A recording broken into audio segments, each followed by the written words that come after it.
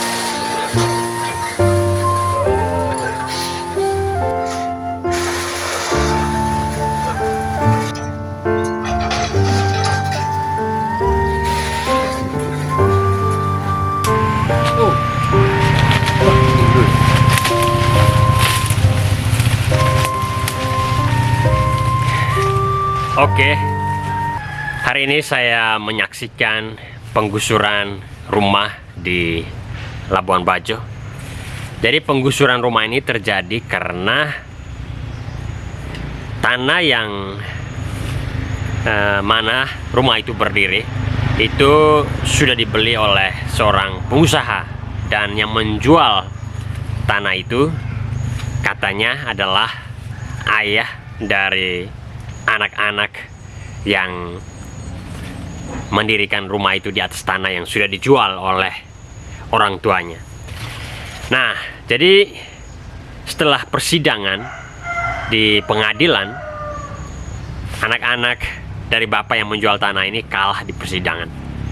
Karena itu pihak pengadilan, kepolisian akhirnya mengerahkan mobil ekskavator, polisi, brimob untuk menggusur rumah yang wow.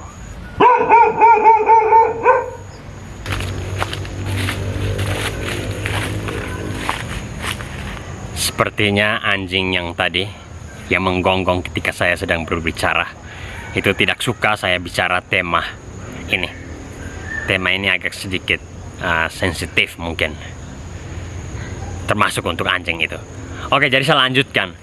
Penggusuran itu telah menimbulkan ya sedikit konflik antara pihak kepolisian dengan pemilik rumah. Gambaran dari konflik seperti ini itu sering terjadi dalam proses awal pembangunan kapitalisme. Pada abad 16, 17, 18, 19, proses perampasan tanah baik melalui aksi legal atau ilegal, lalu baik melalui proses jual beli atau perampasan, itu sering terjadi di Inggris. Bahkan abad 18 ada namanya parliamentary enclosure, artinya perampasan tanah yang dilegalkan oleh parlemen. Dan waktu itu perampasan tanah di Inggris itu terjadi dengan dukungan dari pemerintah. Jadi bagi pemerintah, khususnya dalam hal ini adalah pihak parlemen, untuk pengusaha yang punya kemampuan ekonomi atau punya modal untuk menggunakan tanah itu secara produktif, maka dia dianjurkan untuk merampas tanah itu ya, dalam tanda kutip, merampas tanah itu untuk kegiatan produktif.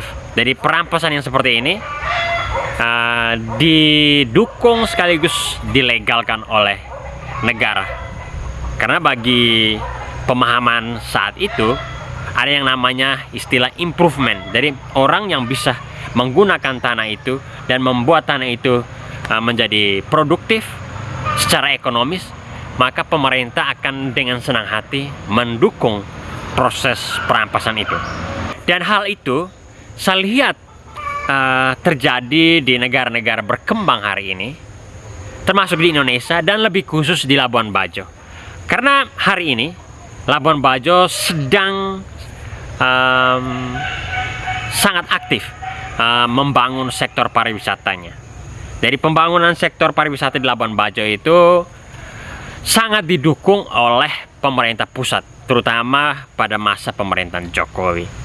Hari ini kalau Anda ke Labuan Bajo, Anda akan melihat banyak sekali pembangunan infrastruktur, terutama infrastruktur jalan, dermaga, dan semua itu dilakukan pemerintah agar pembangunan pariwisata dapat berkembang pesat, dapat berkembang dengan baik, sehingga pemerintah dapat mendapat devisa dari sektor pariwisata ini, atau mendapat pemasukan dari sektor pariwisata ini.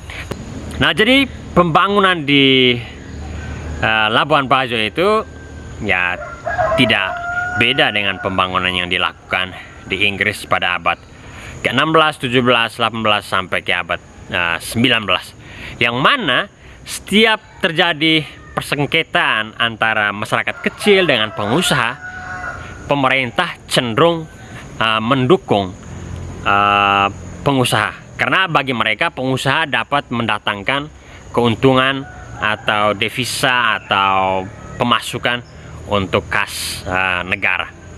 Nah, saya kira proses pembangunan melalui proses penggusuran atau pembangunan melalui penggusuran itu tidak dibenarkan dalam konsep studi pembangunan.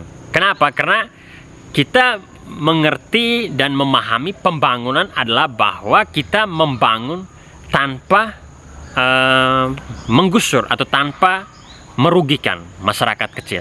Kalau pembangunan dilakukan melalui penggusuran, maka hal itu bukan disebut sebagai pembangunan, tetapi kita bisa sebut itu sebagai sebuah perampasan terhadap hak-hak rakyat untuk kepentingan yang pertama pengusaha, modal, dan yang kedua adalah negara.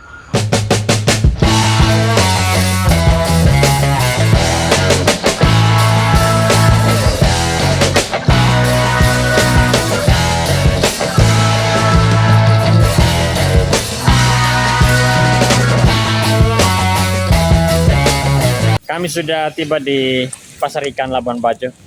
Pasar ikan ini baru dibangun sekitar 3 tahun yang lalu. Sebelumnya pasar ikan ini berlokasi di sana, di dekat Hotel Gardena, tapi sekarang sudah dipindahkan ke sini. Nah, ini Os, dia yang menemani saya.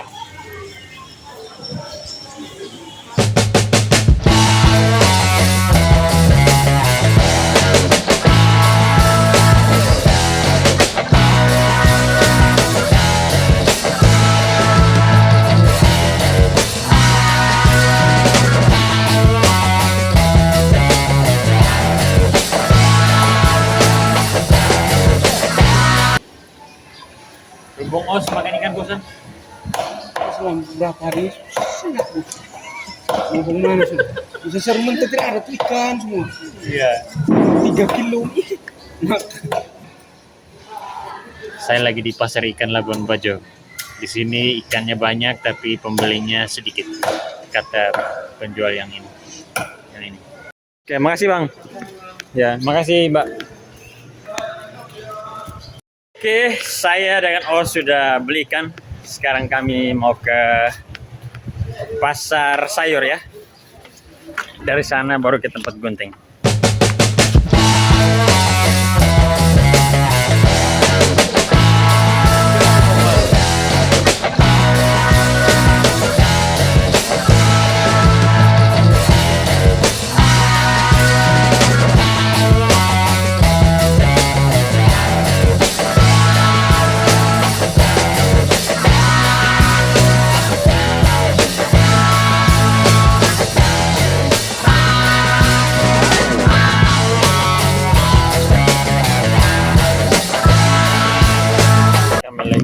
Pasar apa ini namanya? Pasar baru.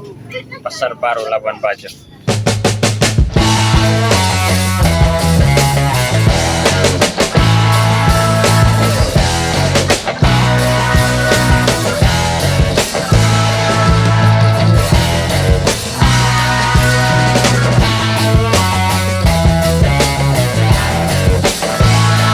Saya berhenti di sini dengan Os mau gunting rambut. Barbershop ya. So, Yes. ini orang anak paling ganteng di Labuan Bajo.